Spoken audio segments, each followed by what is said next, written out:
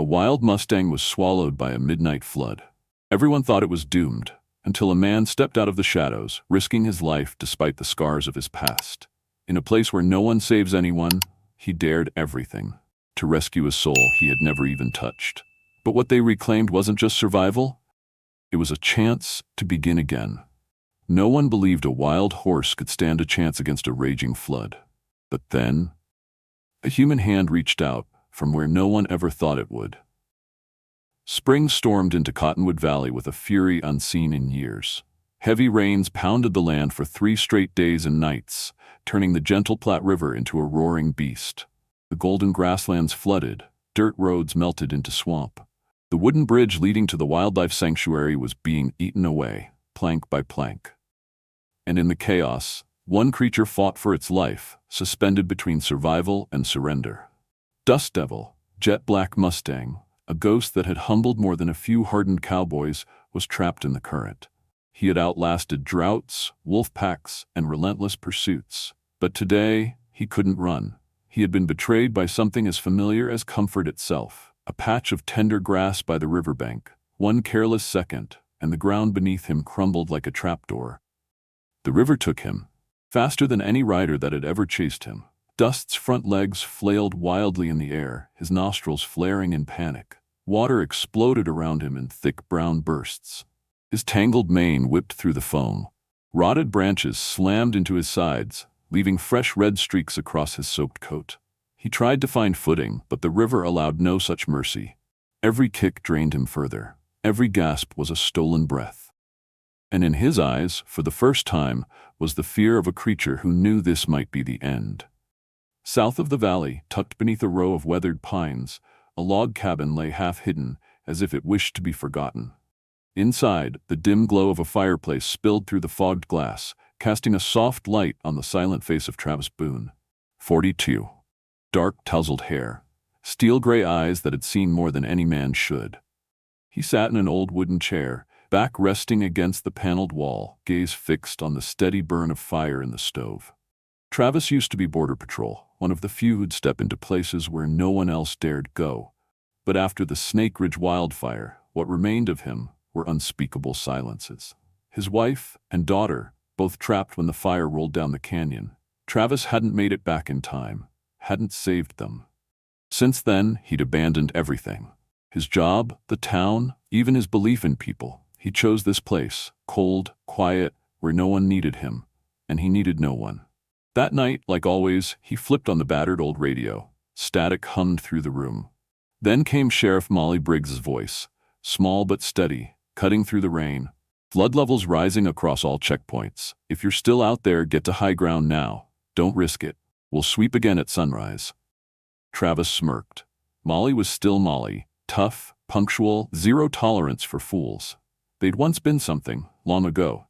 But the past has a way of grinding down even the best things, just like the water now gnawed away at the ground beneath his cabin. A flash of lightning ripped the sky, illuminating the forest beyond.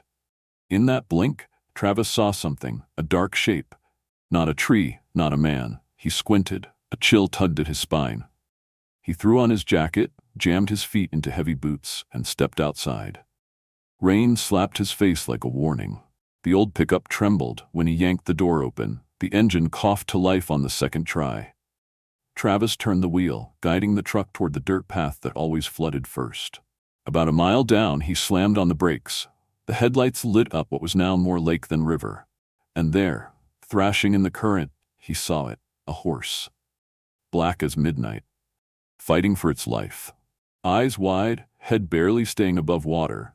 Each time it surfaced was just another borrowed second. Travis narrowed his eyes. He knew that horse. Dust Devil. The Mustang whispered about in the region for 3 seasons now. No one had caught him. No one had even gotten close.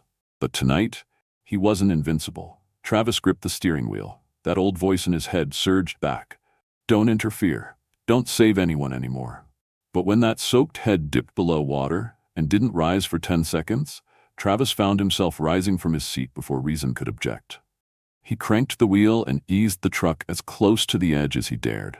One front tire sank beneath the muddy surface. He opened the door and stepped into water, cold as pins, ankle-deep in seconds. He waded forward, eyes locked on the fading silhouette. This time it wasn't a person, but a soul was still a soul. And he was still the man who once swore no one would die if he could help it. Travis tightened the headlamp strap. Wind lashed his face. Thunder cracked like a war drum. He crouched, water rushing into his inner shirt, and then, step by step, he moved toward Dust Devil. The rain showed no sign of stopping. Sheets of water lashed the windshield like claws from a wild beast, painting blurry streaks across Travis's view. The headlights of his old Ford pickup cut through the chaos, illuminating swirling black eddies that ate away at the edge of the muddy road. He gripped the steering wheel so tightly his knuckles turned white. The silhouette of the horse still stumbled in and out of sight, rising, sinking, like a body refusing to leave this world. Travis exhaled sharply, as if trying to push back a storm brewing inside his own chest. He hadn't come out here to save anyone. He had once sworn, never again. Never again would he risk his life for anything, not for man, not for beast. The past had taught him that cruel truth. Sometimes, no matter how hard you try, you can't save them all. Some souls, you just lose. Not your fight, he muttered to himself. But his eyes never left the horse. Then suddenly, Dust Devil vanished beneath the water. No head, no movement, just a boiling patch of river, raging. Damn it, Travis swore, slamming the gearshift into drive. The tires skidded before catching grip and lunged forward through the flooded path, inching closer to the riverbank. He hit the brakes. Tires screamed against mud and stone. He flung the door open, the wind and rain slapping him like a slap from the hand of God. He jumped down, boots instantly swallowed by icy water. The cold sliced through his skin like knives. But he didn't stop. His coat sagged under the downpour, hair plastered to his forehead. He waded into the current, one step then another, like he'd never forgotten how to do this. Then the radio clipped to his coat crackled. "Travis, it's me, Molly. What the hell are you doing out there?" He looked up at the storming sky, jaw clenched. He'd forgotten he still had the channel open. "I see a horse drowning," he answered, voice oddly calm in the middle of all that chaos. "I know that horse. Dust Devil. Folks say he can't be tamed. But if you think it's worth risking your neck in a flood to drag him out, you've lost your damn mind, Travis." He let out a short, bitter laugh. "I've done crazier things, and I'm still breathing, aren't I? This isn't Iraq. This is freezing water that'll rip you apart. Turn back, please." "No." He said it quietly and then cut the transmission. The river's pull grew stronger beneath his feet. Travis pressed forward, step by stubborn step, heading for where Dust Devil had gone under. He didn't look back. No Molly, no voice in his ear. Just his heartbeat, and the emptiness that had gnawed at him for years. Ahead, movement. The horse's head breached the surface again, nostrils flaring. Dust Devil was alive, but not for long. Travis surged forward. Every step was a battle. The ground was slick with hidden roots and shifting stones. But he didn't stop. The Mustang saw him, eyes wide. It thrashed wildly, part fear, part instinct. Travis crouched low, arms spread, inching closer. Easy, easy now. But Dust Devil wasn't listening. He kicked out violently. One solid blow caught Travis square in the chest, knocking him backward into the current. Air rushed from his lungs. Water flooded his mouth and nose. For a moment, everything blurred into old nightmares. Flames roaring, his daughter's cries over the radio, the sound of a heart shattering into pieces. But this time, he didn't let go. Travis burst from the water, clawing for a branch drifting past. He hauled himself upright, lungs burning. Dust Devil was still fighting, but his eyes now looked tired. He was slipping. Travis wouldn't let that happen. He maneuvered past floating debris, closing the gap. From his belt, he pulled a coil of old rescue rope. Worn, frayed, a remnant from his border patrol days. His hands trembled from cold, but he worked fast, looping a slipknot carefully set around the horse's neck. "If you die," he growled through clenched teeth, "I die with you." The river rose higher. The wind howled. But in that strange moment, Dust Devil stopped resisting. He stood in the water, trembling, breathing hard, but no longer fighting. And in his eyes, for the first time, there was something more than animal fear. Something like recognition. Between them, two beings who had once turned their backs on the world, there was a silent agreement. "We're not dying tonight." Travis tightened the rope, preparing to drag the horse toward an old oak barely jutting out from the flood. Their only shot. A massive branch drifted past. Travis ducked. Behind him, the truck's headlights reflected off the river, the only light in the dark. Molly's voice rang again in his mind. You can't save everything, Travis. Maybe not, but maybe. Just this once. One horse, one soul, one second chance. And he chose not to let go. The river slammed against his chest like a bull's charge. Travis gritted his teeth and pressed forward toward the half-submerged oak tree, pulling Dust Devil behind him with the frayed rope tied tight around both their bodies. The current roared like it meant to rip them apart with every pulse. Freezing water sliced his skin. Mud crawled across his face like streaks of war paint painted by an angry earth. Every step was a war with gravity, pulling, sucking, dragging. Dust Devil no longer fought. Every time Travis glanced back, he saw those eyes, wide, blank. The horse's head bobbed above the water only briefly before sinking again, like a heavy black stone giving in. Its legs didn't kick anymore, only weak, feeble flutters like a creature drowning in a nightmare.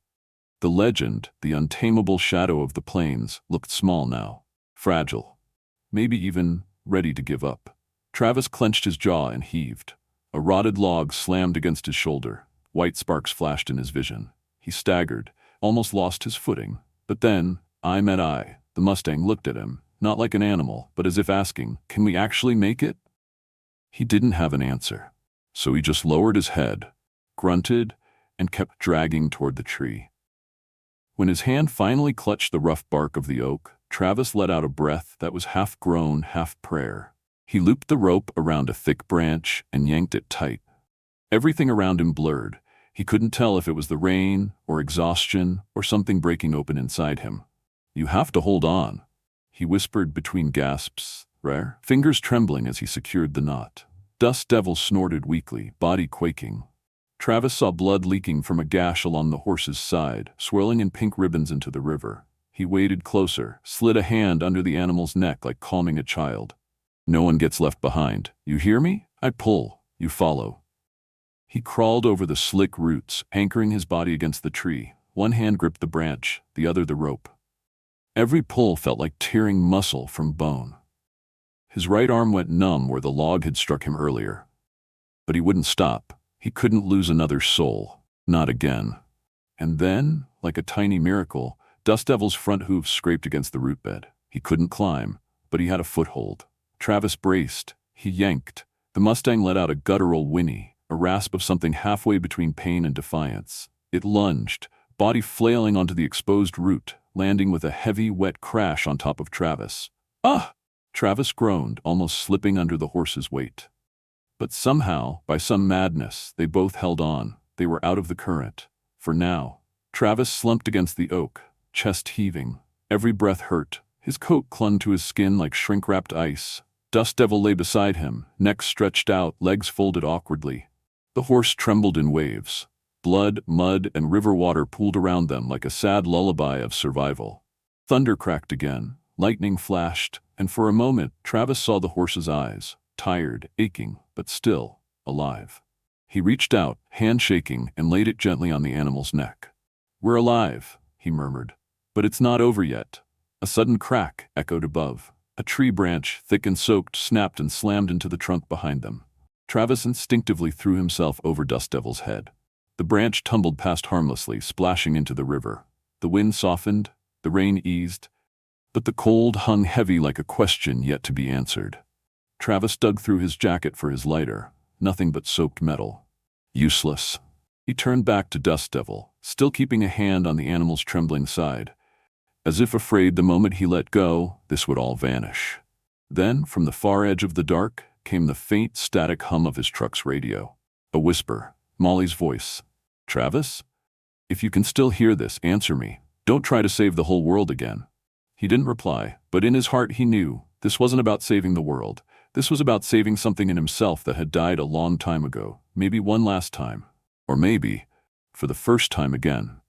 Hours later, when the sky finally began to soften to silver, Travis still sat there, eyes fixed on Dust Devil, a survivor barely breathing, but unbeaten. The Mustang blinked, once, then inched its head closer to him. No fear, no flinch, just acceptance. And in that fragile moment, Travis Boone, the man who vowed never to save anyone again, knew he had returned. The first light of day pierced through the heavy clouds, casting a pale glow over Cottonwood Valley. The wind still carried a chill, but it no longer howled. The rain had stopped. The river still churned around the ancient oak, but its fury had waned. It was the final twitch of a nightmare slowly releasing its grip. Travis sat with his back against the tree, eyes bloodshot from exhaustion and windburn. His hand still rested on Dust Devil's neck, the wild horse now barely breathing beside him, every shallow rise and fall of its ribcage a fragile proof of life. Mud caked his coat. The air reeked of floodwater, wet horsehair, and dried blood. But none of it mattered to Travis. There was only one thing on his mind now: getting Dust Devil out of here, before the river rose again, or before the horse's battered body simply gave out. He rose slowly, limbs groaning with protest. Every muscle screamed. The bruises across his ribs throbbed with each breath. But there was no choice. He crouched and checked the horse's breathing. Still going, but weak. The skin was cold, heartbeat slow, muscles limp like overcooked meat, the eyes half open, clouded with fever. Every breath sounded like a decision. Travis scanned the landscape. Water stretched in every direction, but off to the left, there, beyond the tree line, a narrow strip of raised land still held above the flood. A slope of thin grass, like a knife's edge cutting through the chaos. Their only way out. He gauged the distance, nearly half a mile, and Dust Devil couldn't walk on his own. From his belt, Travis drew a small folding knife. Its tip was broken, old, but still sharp enough to matter. He waded to a patch of barbed wire, tangled in the roots, and carefully unwound it, bleeding from the fingers with each pull. He twisted strand after strand into a makeshift harness, long enough to wrap around a horse's neck and shoulders. "Don't fight me," he murmured as he looped the cord over Dust's body. "I don't have anything left to wrestle with you." Dust didn't move. His ears twitched faintly at the pressure of the rope, but there was no resistance. Travis double-knotted the last loop, pulled it tight. He dropped to one knee, panting. His pulse drummed in his skull, but he couldn't rest. Travis gripped the rope. "Come on," he said under his breath. No response. He pulled harder. "Don't make me beg. You know how much I hate that." Still nothing. He stepped closer, laying a hand on the horse's forehead. "I don't know if you can hear me, but if you don't get up, this ends right here." A flicker. Dust Devil shivered. One front leg trembled. Travis stepped back, tugging the rope. Just one step, Dust. One. The hoof slid forward, barely, then collapsed again. Travis clenched his jaw. A memory surged. Brown eyes, small and scared. A little girl from Honduras who died in her mother's arms because he'd arrived 15 minutes too late. He growled and yanked hard on the rope. Not again. Not this time. Dust Devil lifted his head. 4 legs shifted. With a staggering, wobbly surge, the Mustang pushed to his feet. Legs shaking, body swaying like a broken branch in wind. He stood. Travis let out a breathless laugh. It barely made a sound, but the edges of his lips trembled into something close to a smile. He stepped forward, hand on the horse's shoulder. "We go now," he said. "Right now." They began the trek away from the tree. Travis led, rope in hand. Dust Devil followed, each step labored and uneven. The river still licked at their heels, at times rising to Travis's chest, but nothing could stop them now. A dead calf floated past. A snapped branch grazed his shoulder, but Travis didn't look back. The cold, the ache, the thunder, the memories faded behind him. Halfway across, Dust stumbled again. Legs buckled. Travis spun, pulling hard. "No, you don't stop. We're halfway there." The horse snorted, loud, defiant. It surged forward, stronger now. Travis nodded, pushed onward. Closer to shore, the water deepened. The ground slickened. Travis slipped, forehead slamming into rock. Blood trickled from his temple. He crawled upright, shouted, "Move, Dust, move!" And the horse moved. Slowly, deliberately. Mud sprayed with each step. Travis pulled, Dust pushed, both battered, both bleeding. But neither quit. Nearly an hour later, they reached solid ground. Travis collapsed into the grass, eyes shut, breath ragged. Dust Devil lowered his head to the earth, panting. But they had made it. They had survived. And in that moment, under the pale gray sky, Travis looked at the horse, not as some untamable beast, but as a comrade. A soul who had fought beside him. A witness to something he once thought he'd lost forever. He reached out. Dust Devil lowered his muzzle into Travis's open palm. No longer wild, no longer a stranger. They were one, amid the valley, the wind, the floodwaters, and above all else, within the fragile, defiant breath of life itself. The wind had calmed, but the earth still groaned under the weight of days-long rain. Behind Travis, the river was no longer just a river. It breathed like a living thing, exhaling cold gusts that whispered through fog-laced trees. But none of that mattered now, because Travis could feel dry ground beneath his palm. He had pulled Dust Devil to safety. They had survived, or at least they were still breathing, after a storm that had tried to swallow them both whole. But time was not offering them mercy. Travis turned to look at the Mustang sprawled across the mud. Its chest heaved in irregular gasps like a worn-out bellows leaking air. Blood clung to its black coat in long, crusted streaks. Its eyes were closed, wet, sunken, distant. Travis knew that if they didn't move soon, the horse would die. From internal bleeding, from shock, from sheer exhaustion.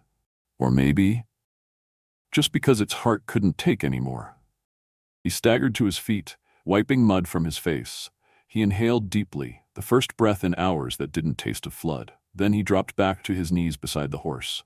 "Come on," he said gently. No movement. He slapped the Mustang's neck, not hard but firm. "You hear me? We're not done yet." Still nothing. The horse's breathing slowed. Its skin felt colder. A new fear began crawling into Travis's chest, not from the cold, but from the terrifying thought, after everything, he might still lose this. He bowed his head, shut his eyes. Then he slammed his fist into the earth and stood again. "No, you don't die on me." His voice cracked, harsh with anger and helplessness. "I didn't drag you out of hell for you to die right here." He dug through his coat pocket, pulled out his folding knife. Hands shaking, he sliced the frayed rope from Dust Devil's chest. Blood oozed from a deep wound along the rib cage. Travis ripped the lining from his jacket and pressed it into the cut, wrapping it tightly. "Hang on, just one more time." The Mustang shuddered. One hind leg jerked weakly. Travis nodded, seized the rope again, pulled. "Get up!" The horse surged upward, not all the way, but enough to raise its head. It snorted loudly. Eyes opened. "Yes, yes," Travis whispered, words breaking apart in relief. But then the earth trembled. He turned. The river behind them was rising, churning. A massive whirlpool formed near the bend, sucking in broken branches, dead animals, even a splintered water trough. In that instant, Travis knew. They had minutes, maybe less, before this patch of ground would be swallowed. No time. He grabbed the rope still tied around Dust Devil's midsection. The horse was standing, barely, shaking, staggering, but standing. They began to run. Not the kind of run people talk about. This was a desperate, clawing fight against mud, blood, and breath. Travis led, yanking. Dust Devil limped behind, each step a rebellion against his own broken body. Midway up the slope, the river overtook the low ground. It surged around their legs like iron rods. Travis slipped, went under for a second, then popped back up, the horse's head leaning against his spine. That weight nearly took them both down. "No!" Travis screamed. "Don't stop!" A thick branch snapped across his cheek, slicing a red line into his skin. He didn't care. He pulled and pulled. Every step weighed a ton. Near the top of the ridge, the water grew wilder. Underground streams gushed over the cliffs, creating hidden whirlpools that could swallow a child. Travis looked back. Dust Devil was reeling. "You've got one more in you, just one more." He pulled with everything he had. The Mustang grunted, hooves sinking into sludge, and just then a thunderous crack. A floating log the size of a fence post slammed into Dust Devil's hindquarters. The horse screamed, then collapsed. Travis turned, dove. The current whipped around him, his back slammed against rock, but he clawed his way to the horse, throwing his arms under its neck. No, not like this. He wedged himself beneath the animal's body. Pulled. Another hit, his shoulder seared with pain. "I'm not letting go," he roared. With a final scream, part rage, part prayer, Travis hauled Dust Devil out of the swirling death below. The horse's legs found solid ground. They both staggered, then collapsed, side by side. 1 minute passed, then 2, then 3. Travis lay flat on his back, staring at the sky, and for the first time in years, he cried. Not loudly, not for anyone to hear, just silent tears slipping down his face under the vast, uncaring heavens. Beside him, Dust Devil breathed slow but steady. A faint whinny. A soft nudge against Travis's shoulder. He smiled. "You're stubborn," he whispered. The horse nudged again, almost like saying, "So are you." They lay there, beneath a sky drained of storm, on ground just barely reclaimed from the flood, not as strangers, but as survivors. The sky over Cottonwood Valley had turned a soft gray blue, the kind of color that comes after the storm has said its last word. No more rain, no more thunder.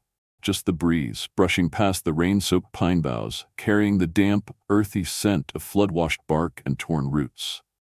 Travis Boone stood outside his cabin, eyes quietly scanning the field that had only recently shed its coat of water. The small utility trailer, something he thought he'd never use again, sat motionless beside the fence, its faded paint chipped and flaking. And in the bed of that trailer, wrapped in a thick old blanket, lay Dust Devil. The wild horse that should have died now curled up like a child recovering from a fever. His head rested on a bed of dry straw. His chest rose and fell with a steady rhythm, still scarred, still weak, but breathing, alive. Travis approached, carrying a tin pail of warm water steeped with crushed ginger and dried herbs, a remedy Molly had taught him years ago.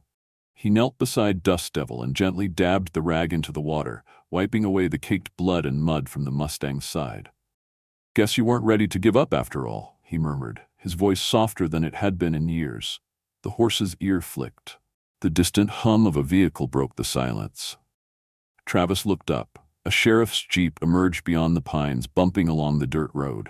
Molly Briggs stepped out in a faded olive raincoat, her dark hair twisted into a bun. She walked over without a word, her eyes settling on the horse. Her shoulders eased in a quiet breath. "I figured you were doing something stupid," she said, her tone part scolding, part fond. Travis half smiled. "You figured right?" They sat beside each other for a while, saying nothing, just the wind and the quiet rustle of a distant grouse echoing through the trees. "What are you going to do with him?" Molly asked at last. Travis didn't answer right away. He looked at Dust Devil, then toward the mountains in the distance. Trees cast long shadows in the early twilight, hushed, beautiful. "I don't know," he said slowly.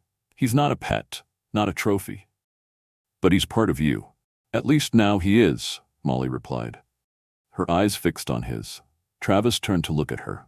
In her soft brown eyes, he saw something familiar. Not the man who was broken by loss, but someone stepping out from the wreckage. Someone remembering how to live. He exhaled a long, quiet breath. "I thought I was done," he said. "That surviving meant just getting through one day after another. But then, he looked at me. Just before he went under. And somehow I knew. I had to do something. Not to save him, but to save the part of me I thought was gone for good." Molly didn't reply. She didn't have to. Her silence was steady, grounding. Dust Devil stirred. His head lifted just slightly, eyes half open, finding Travis. No fear, no wild panic, just a calm, steady gaze as if all boundaries between them had faded. Molly stood, brushing the mud from her jeans. "If you're keeping him, you should probably call a vet." Travis looked up. "Still got McCarthy's number?" He retired. His daughter, Ellie, took over. Stubborn as he was, you'd get along. She smirked, walking back toward the jeep. She stopped, hand resting on the roof. "You can't save the world, Travis, but for that horse, you are the world." The engine rumbled to life, and the jeep rolled slowly down the muddy trail, disappearing beyond the trees. Travis turned back to Dust Devil. The horse was watching him. They didn't need words. After a few minutes, Travis stood and walked inside. He returned with a fresh pail of water and a small steel pot to cook some barley mash. When it was ready, he crouched beside the Mustang, laid a hand on his neck. "I don't know how long you plan to stay, but if you want to, this place can be home." The horse flicked an ear, closed his eyes, said nothing. But Travis understood. Sometimes presence is its own answer. That night, for the first time in years, Travis didn't dream of fire, didn't hear screams, didn't see small hands disappearing into smoke. Instead, he dreamed of an open field, a breeze gently rolling over the hills. And in the distance, beneath the shade of a lone tree, a black horse waiting for him. 1 month after the flood, Cottonwood Valley had changed its colors. Spring had pushed its way up through the mud like a survivor refusing to quit. Fresh blades of grass pierced the cracked earth, carpeting the slopes that had once been buried beneath sludge and ruin. The old pines, stripped bare at their trunks, were beginning to whisper again. The Platte River no longer roared. It hummed softly now, flowing like a lullaby from the throat of Mother Earth. Travis Boone stood in the back pasture, his weathered cowboy hat shading him from the gentle morning sun. In his hand was a rope, tied loosely around the neck of a tall black Mustang, Dust Devil. But these days, he didn't call him Devil anymore. Now he simply called him Dust. The Mustang had nearly fully recovered. His coat was sleek under the golden light. Scars still marked his sides, but the fire in his eyes had returned, tempered now by something new: trust. Travis hadn't tried to break him. No whips, no iron bits, no commands barked through gritted teeth. Just time and presence. Each morning they walked the ridgeline trails. Travis talked in low tones. Dust responded with a twitch of the rope or a deep, steady breath. The rope had become little more than a symbol, like the bond between two souls who had both once been broken and were slowly learning to be whole again. That morning was no different. Travis led Dust up the old dirt path toward the ridge, a place he'd often gone alone back when silence was his only companion. From up there, the whole valley spread wide beneath them. The wind carried the scent of pine and limestone, kissed with the faint sweetness of river water. As they neared the base of the slope, the sound of tires crunched down the trail. A familiar Jeep rolled into view. Molly Briggs stepped out, carrying a large canvas bag, a thermos of coffee poking out the top, along with a tin of homemade cookies. "You still walk him up that hill every morning?" she called out, eyebrows raised. "New habit," Travis said with a shrug and half a grin. "It's funny. The man who once refused to be needed now walks in lockstep with a wild animal." Molly smiled. "Not that I'm complaining, just not something I expected." "Me neither," Travis said, "but he never left, even with the gate open." They stood there for a second, then he nodded toward the Mustang. "He's not captive. He's choosing to stay." Molly handed him the coffee, her eyes drifting toward Dust as the horse stood still, quiet on the hill's edge. "You never told me what it felt like, nearly drowning," she said softly. Travis looked away. The wind tousled his hair. "It felt like not knowing if the next breath would come, but kicking anyway, breathing anyway. Because there's something in you that just won't let go." "And what was that something?" she asked gently. He glanced at her, then at the sky. It was his eyes, a memory, a voice I couldn't ignore, and the thought that if I didn't act, then nothing else mattered. She didn't say more, just sat down beside a smooth rock, opened the cookie tin and passed one to him. "Do you think you'll keep him?" she asked. Travis shook his head. Then after a beat he added, "No, but if he chooses to stay, I won't make him leave." Dust tapped his hoof lightly against the dirt. Travis laughed, reaching out to scratch behind his ear. "She's talking about you, you know." The sky that day was clearer than it had been in weeks. No clouds, no echoes of storms, just sunlight spilling like forgiveness over land that had suffered and endured. Travis rose. Dust stepped forward beside him. Together, they climbed the final stretch of hill, where the land widened and the sky felt close enough to touch. Molly remained below, watching in silence. At the top, Travis unfastened the rope. Dust stood freely now. The Mustang raised his head, sniffed the breeze, then walked slowly toward the edge of the ridge, where you could see the full stretch of the river that had almost taken them both. No one spoke. Travis stood behind him, hands in the pockets of his weathered jacket. He didn't call to the horse, didn't try to lead. He let him stand there, free, unchained. Dust turned his head. Those deep, dark eyes, once full of wild panic, now held something else: recognition, companionship, peace. Travis nodded. "Thank you," he said quietly. The wind curled across the hilltop, leaves danced like scattered memories, the sky shimmered pale blue, and far beyond, the mountain range gleamed silver like mirrors of heaven. In that moment, Travis Boone knew he hadn't just saved a Mustang, he had saved himself. Sometimes you don't need a reason to save a soul, you just look into its eyes. And know that if you don't do it, no one else will. If you believe a wild soul deserves to be saved, drop a 1 below. If you've ever witnessed a moment where man and animal understood each other without words, comment 0. And if the journey between Travis and Dust made your heart pause for just one beat, don't forget to subscribe to the channel so you won't miss the next story, where life, courage, and hope are told through the eyes of those once forgotten. In the vast American wild.